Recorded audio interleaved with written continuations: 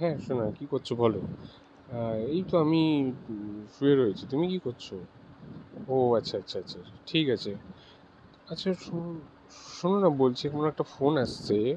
তো আমি দাঁড়াও, দেখছি আমার একটা বন্ধু ফোন করছি, কি বলছে দাঁড়াও, শুনে তোমাকে কল ব্যাক করছি, ঠিক আছে?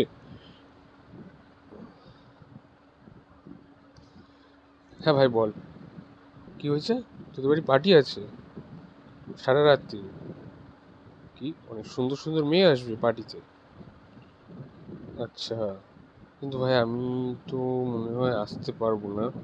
কারণ আমার কি বলতো, গার্লফ্রেন্ড রাত্রি একা ভয় পায়, তো সারা রাত ওর সাথে কথা বলতে হয় যতক্ষণ ও না ঘুমায়। তো সেই জন্য আমি আসতে পারবো না। ঠিক আছে, কিছু মনে করিস না ভাই, সরি। ঠিক আছে।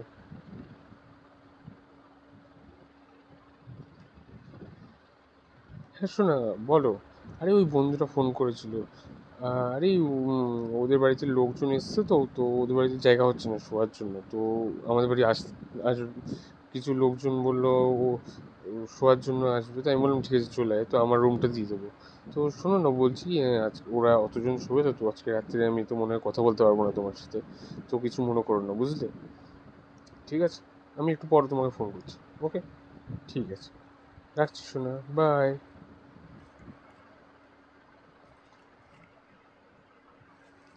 হ্যালো। হ্যাঁ ভাই, বলছি পার্টি কটার সময় রয়েছে? ও ঠিক আছে ভাই, আমি এখনই আসছি, ঠিক আছে? ক পেটি বিয়ার লাগবে বলে দে, আমি 2 পেটি বিয়ার নিয়ে চলে আসছি।